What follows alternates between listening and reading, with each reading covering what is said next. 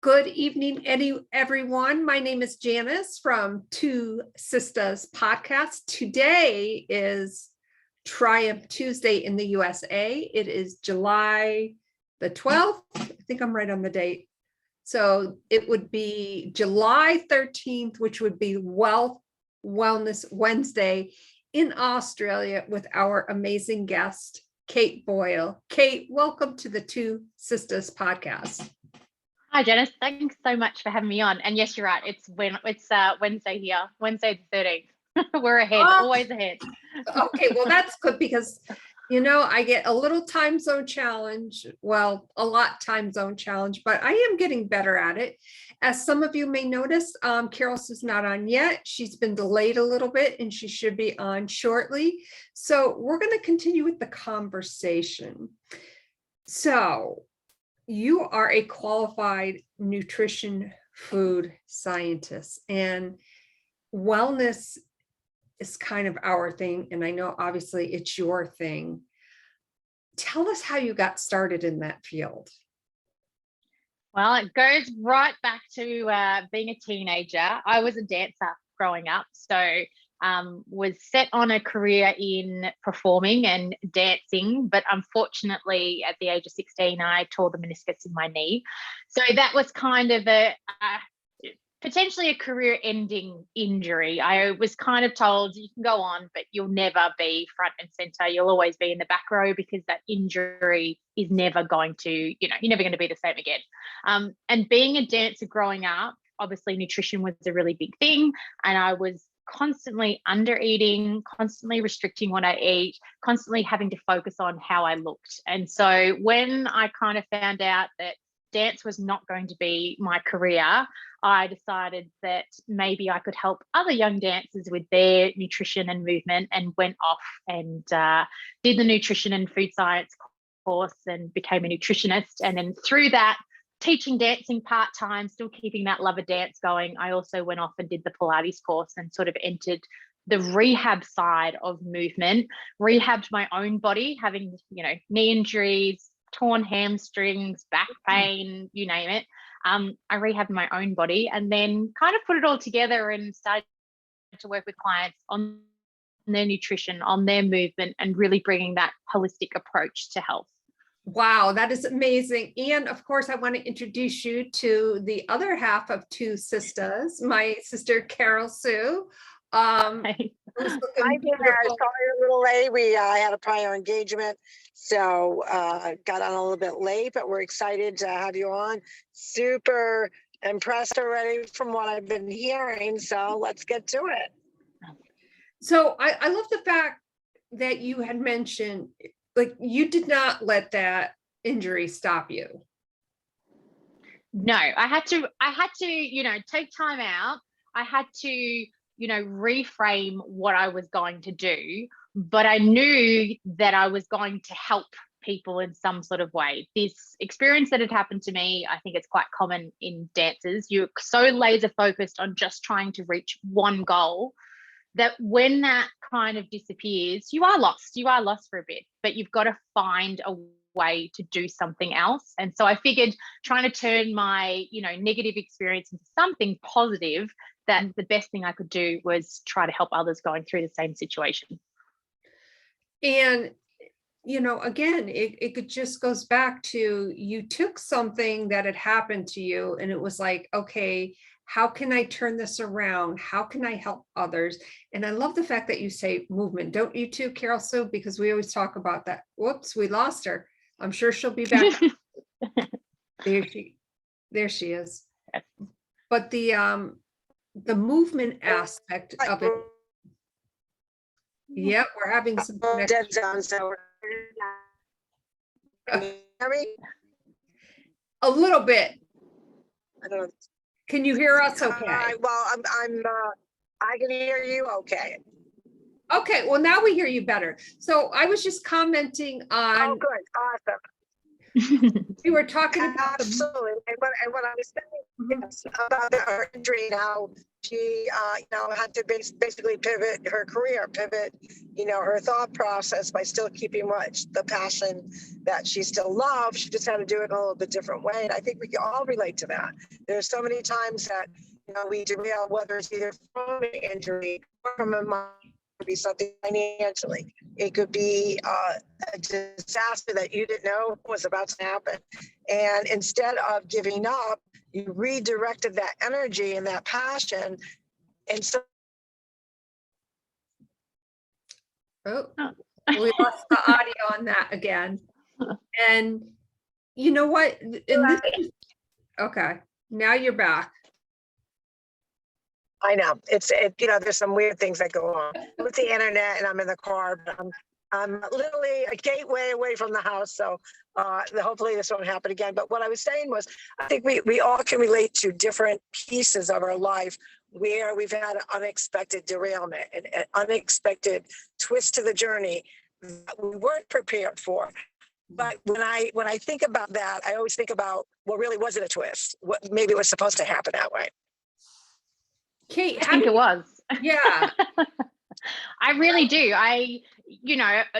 Having wisdom and age on your side as you look back, I kind of feel like when I look back, these are the things that were meant to happen. That injury was devastating at the time, but I never would have gone down this path and my life would have been completely different. But to get to where I've gotten today and to being able to share, the passion and the love that I have to help other people has been amazing. And I wouldn't go back and change any of it. So yeah, I really do think it happens for a reason.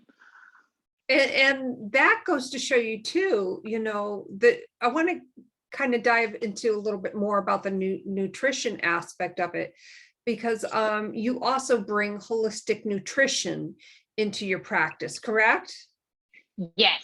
So definitely have that focus of working with women, no dieting. It's not necessary. Jumping on all these different fad things isn't going to work. So it's going back to the basics, making sure that we're just dialing in, eating more fruit and vegetables, going back to whole foods, nuts and seeds, and making sure that we individualize it, because, one size fits all doesn't work for anything: exercise, diet, lifestyle. So it's really trying to find out what your gut prefers and working with what suits you and your body. And that is so true. I know, for instance, when I go into Barnes & Noble, that's one of my favorite bookstores, or even the library. And I always love to go in the where the diet books are. And I look around and I'm like, why don't we just all eat healthy, supply our bodies with good nutrition? Yeah, I think the information's out there, but there's so much information that I think it just gets overwhelming.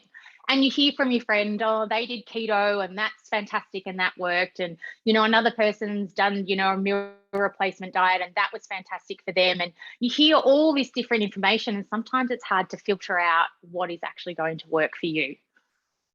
That is so true. Carol Sue, I know that, for instance, with you going through your rehab, we tend to stay away from those things, for instance, that we know are not good for our gut, but that cause inflammation.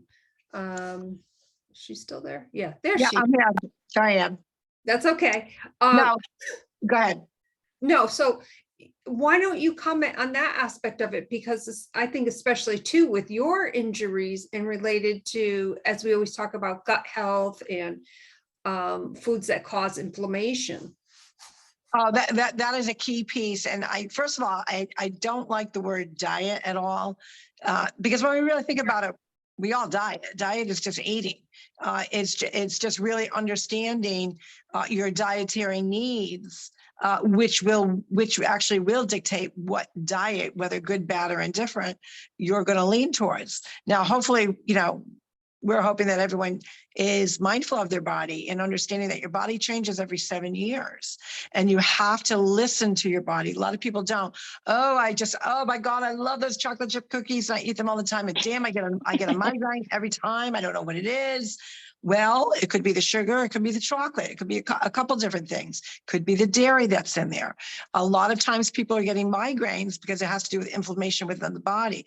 Inflammation is also one of the key pieces to cancers and to a lot of different diseases. So how do you eat rich, good food with also really understanding what is going to inflame your body and what is not, because it is different for a lot of people. There's some general rules of thumb for people.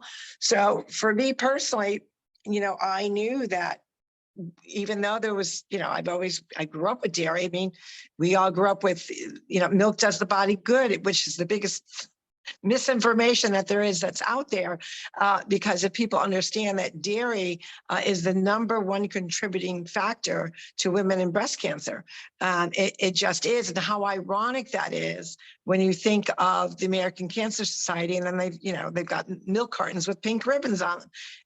Doesn't make any sense, right? But when you follow the money, you understand these things. So I think people have to be more mindful and listen to their body, that their body's giving them many clues that they may not associate it with a reaction to food. I don't necessarily mean an allergic reaction, but I really feel that anytime that you have a negative response to any food group, that is your body telling you, in this day and age, right now, this generation, this day, this body doesn't like that.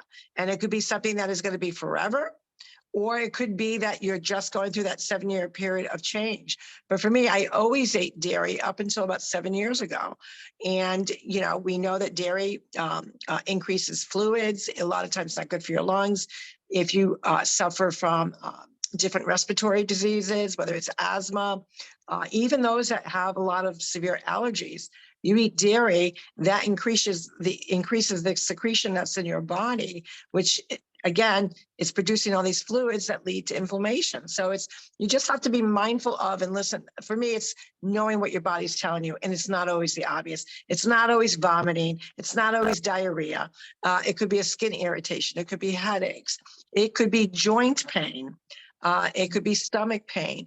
And these are all things that when you start journaling, every time you have these, what I call these flare-ups, and correlate that to, okay, what did I eat today? Like really think about, what did I eat that could have caused this kind of issue? Okay, well, you note that. Well, you know what? A week later goes by and you eat that same thing and you're still having that same kind of a reaction. Chances are it's probably what you just stuck in your mouth. So we have to be accountable ourselves. And it just can't be that you're relying on nutritionists, you're relying on your doctors. You are the best advocate for yourself and your body. You have to listen to it. Yeah, 100% agree. And I think, unfortunately, nowadays, because our diet generally is filled with dairy, gluten, sugar, seed oils, all these foods that promote inflammation, it is confusing. People can't work out what food it is. So that's where doing that food journal, writing down what you eat. And like you said, sometimes it just might be that you don't have energy. It doesn't have to be that you're on the toilet all the time. You just wake up and you're tired. And that tiredness doesn't disappear. So even just those smaller, they seem smaller, symptoms is your body communicating to you. But sometimes because life is so busy, we miss them. So writing out that meal plan, recording what you've eaten. If you are having those symptoms, you can get some testing done. You can get, testing done for lactose and fructose and those types of things. DNA testing can come in handy. We know that more than 60% of the population of the world, are lactose intolerant. Dairy is not meant to be eaten for the majority of us. Our genetics just don't, meld with it, and it does cause inflammation as well. So again, it's listening to your body, recording what you eat, recording your symptoms, working with somebody if you need, but paying attention to how you feel. And even though it's hard, and sometimes it takes a while, you might not pick it up straight away. It might take a few months to work it out. But I think if you just spend the time doing it, you definitely will see results. Right. And I think the other key piece too is really acknowledging and doing your research on the different food groups, because even if you don't necessarily, put ABC together or 1, 2, 3 together, if you look at certain food groups that are pretty obvious for inflammation with some obvious signs, but like you said, there's also subtle signs, stay away from them. We've been I think 80% dairy free for almost a good year and a half now. We do more plant-based than anything. We, still eat beef maybe once or twice a month, the max. So, we're not vegans, but we've introduced a lot of vegan things to replace the dairy that we're just not getting. And guess what? Calcium, you don't have to get it. You need calcium, but you don't have to just get it from dairy. Take good vitamins, good supplements. You'll get those things that your body needs, because we already know scientifically it's impossible to fuel our body what it needs with food alone. So you do have to rely on supplements and vitamins to supplement that. So if you have a food group that is derived from a certain vitamin that your body needs, doesn't mean that you don't have to not now you're going to starve your body from that particular vitamin or supplement. Just do away with the food piece to it and get a good vitamin and supplement. Yeah, well, as you said, calcium, some great sources are strawberries, broccoli, almonds, nuts. So you can get great amounts of calcium from other foods. It doesn't have to be dairy. That is something that the dairy industry came up with to sell more dairy, and it really adopted and worked worldwide. But I also think, those supplements are key, and it's just working out. Sometimes maybe you need to work with your GP or your dietitian to work out, get your bloods done, see where your levels are at too, and then really tailor and dial it in. It's good, to take a multivitamin sometimes, but it's not for everybody. Same with a probiotic. You may need a probiotic, you may not. So again, really individualizing it and working with someone can help too. That's awesome. Yeah, and I think the key point there too is to pay attention. And, for instance, when you realize if you're eating something that contains gluten and you're noticing a pattern that you're getting ill shortly after you eat something that's filled with gluten, and you find out you may have celiac or non-celiac gluten sensitivity, a lot of times people will just go to the store and just buy everything gluten-free. But that's a different caveat, because not all gluten-free stuff is healthy, and it contains a lot of sugar. So it's a balancing act. How would you coach someone who comes to you who is not familiar? Maybe it just found out that they have a gluten sensitivity and is not familiar with reading labels. And that's something that a lot of people don't really focus on.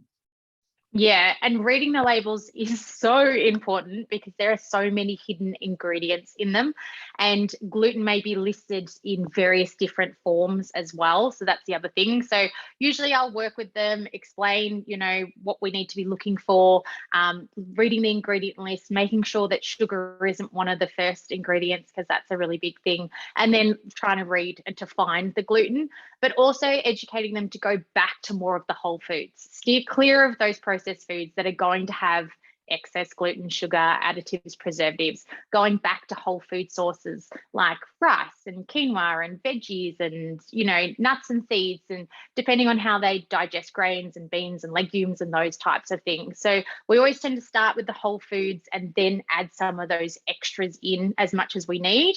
But sometimes it might just be the process of, I will sit with somebody and we'll have different packets and boxes in front of us, and we will read through and go through and make sure we know what we're looking for as well, because they're confusing, and they do it on purpose so that you will buy their product and not really know what's in it. So it's amazing. A lot of people think that if something is bad, it wouldn't be in a product. Like, they couldn't do that to us, but they can, because they have certain levels that they can add into things that is acceptable, but that still doesn't mean it's actually good for us.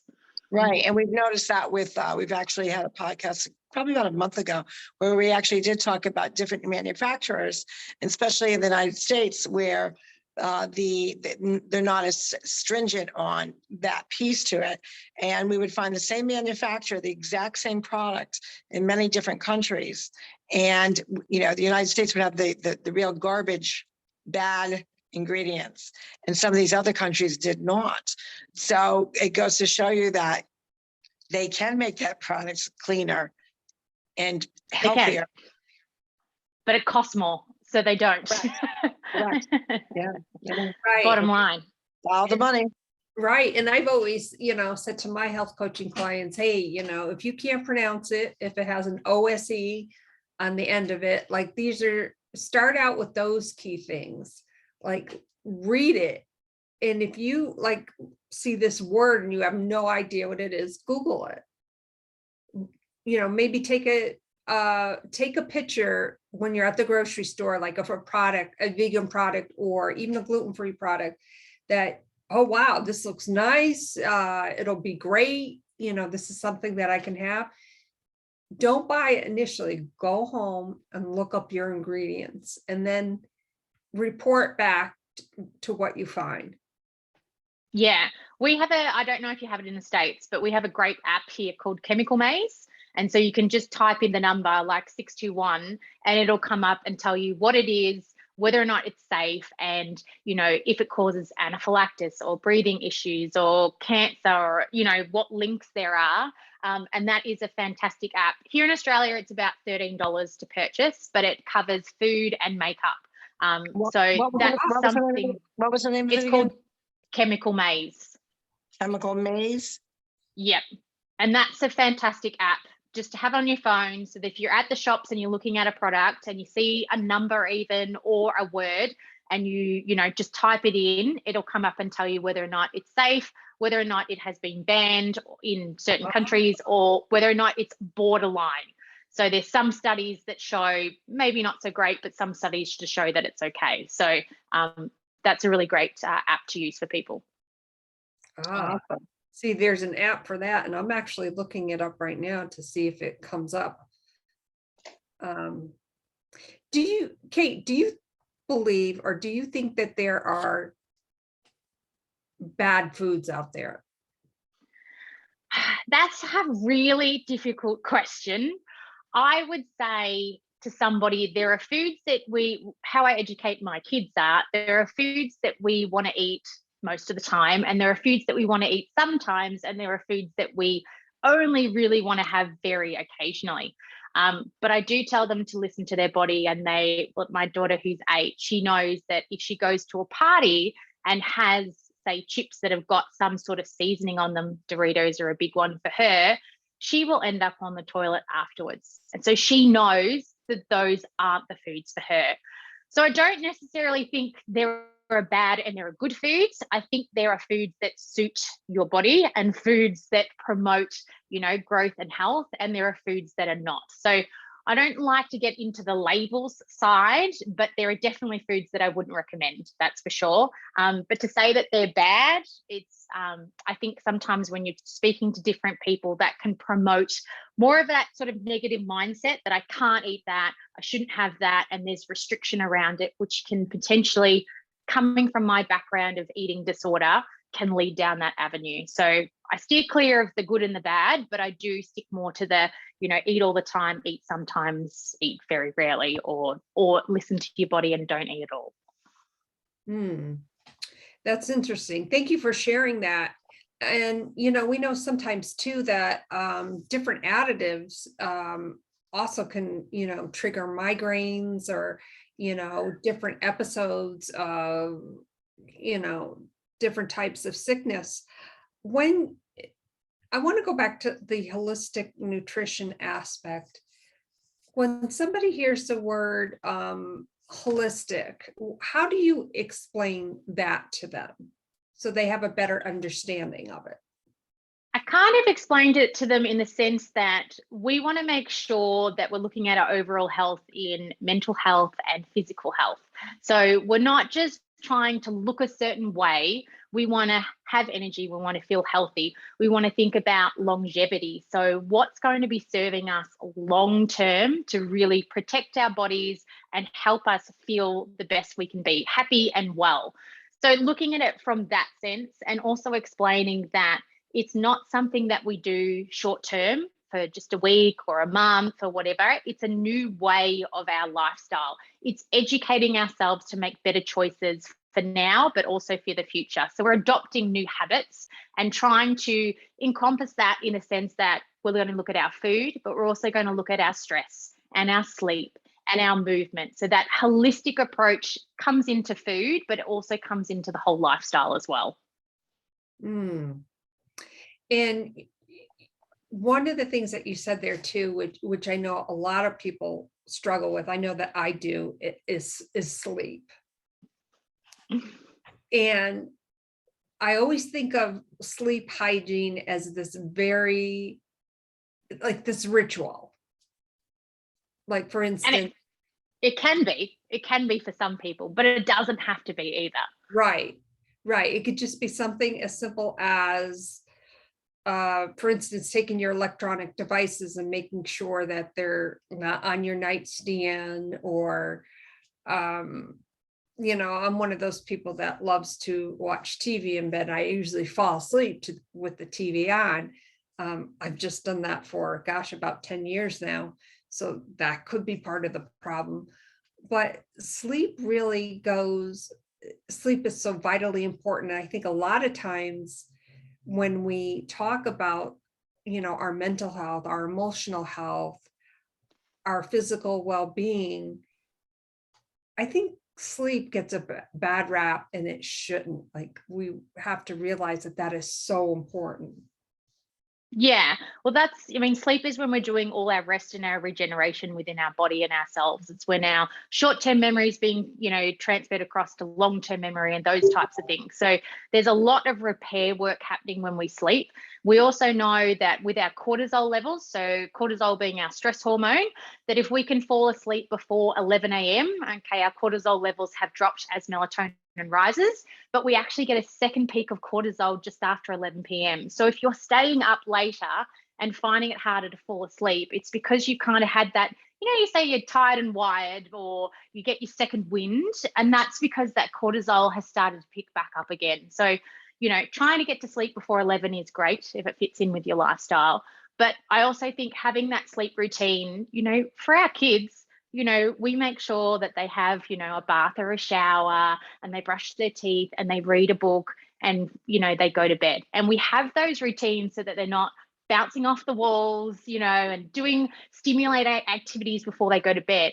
We need to do that for us. If we're on our phones, and looking at social media, or we're doing work, this is stimulating activity. So it's not allowing us to sort of wind down, quiet our mind, and, get into that sort of readiness for sleep. So having, as you said, just a really simple routine, whether or not it's, having a shower, reading a book. I like to do a few stretches before I get into bed, just to make sure I'm not taking any of that tightness from the day into the bed when I go to sleep.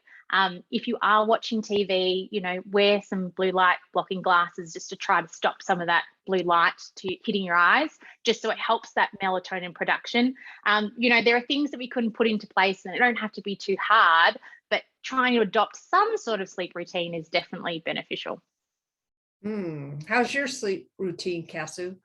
Oh, really good, because just exactly as Kate said, that's when our bodies naturally repair itself. And, a lot of people sadly associate good sleep with their attitude in the morning, which of course that's a big piece to it. If you're not getting, your body's not going into that nice restful REM sleep, you are going to, shortchange that body time of downtime, and it rears its ugly head usually first thing in the morning when you don't feel like getting up, and you don't feel like dealing with children, or a spouse that may be asking you questions, or you trying to get your act together because you quote overslept because you were tossing and turning. So I agree. I do sleep to affirmations. So yes, that is on my phone, but my phone is in a position where I don't see the light at all, and I just put the earbud in, and I only actually put it in one side of I only use one ear specifically, so I'm not getting it in both ears for a reason. And that just puts me in that restful state, in that peaceful mode. I try not to, rarely, although we do have the TV in our bedroom, we, try not to put it on before we go to bed. If we're going to watch television, a movie, whatever it's going to be, it's done in the family room. Because you have to think of your bedroom as your sanctuary of rest. It's your sanctuary of peace, of calm. Your bed is, a place of comfort to, take the stress off the muscles and the joints. And you want to treat it like almost like a kingdom. Like this is your your solitude, your Zen place. So we really try to keep things very mood driven with lighting, as well as just keeping it really cool, noise free. Exactly. And toe socks. Yeah. No toe socks. I love my toe socks. Got to have those on. Kate, where can people get in contact with you? I'm on Instagram and Facebook at Mind Movement Health, and then I also have a website that's mindmovementhealth.com.au because I'm in Australia for the AU. Oh, wonderful. And before we sign off, what are a couple of different tips that you could give our viewers and listeners on just approaching their health in a different way if they're not feeling well? Or what would be like 2 top tips that you would give them?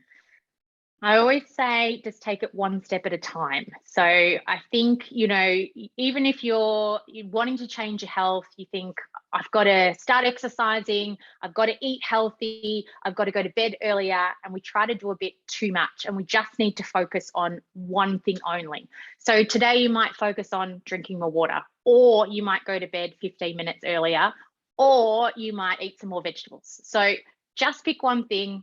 Start that for, sort of 3 to 5 days or a week. Once that then starts to become just a natural thing that you do, or quite natural, then look at adding something else in. And if you're finding that's hard, then you can dial back on that. If you sort of say, I'm trying to drink 8 glasses of water a day and you're not making it, then cut it back and say, I'm going to try 6.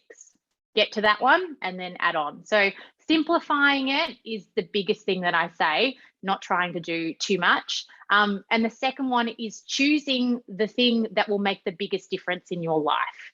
So generally that is going to be around food, because we eat so many times a day. Otherwise, it's probably going to be sleep, because that's the other part we do within the day. And then stress comes into that as well. But if you can start to eat just some more vegetables, then that already is going to start to improve your gut health, help you be more regular on the toilet, have a bit of boost of energy. So that flow on effect is the key, and just focusing on those positives that you get just from those small steps. That's perfect. Gosh, we can't thank you so much for being here this evening for us in the USA, which is Triumph Tuesday. And for you in Australia, it's Wealth Wellness Wednesday. Thank you so much for being here, and we hope you come back soon. Thanks so much for having me on. Hey, everyone, we hope you enjoyed Triumph Tuesday at Night with TwoSistas and our amazing guest, Kate. My name is Janice, aka Wellness Diva 5.0, and I am with TwoSistas, And this is Carol Sue, aka Nani Boss, live from Vero Beach on a beautiful evening. We hope all of you have an amazing day. We hope that you found out that even the smallest thing, it could have been a triumph. Pat yourself on the back. You got through it. We will see you tomorrow for Wealth Wellness Wednesday. Take care, everyone. Have a great night. Bye, everyone.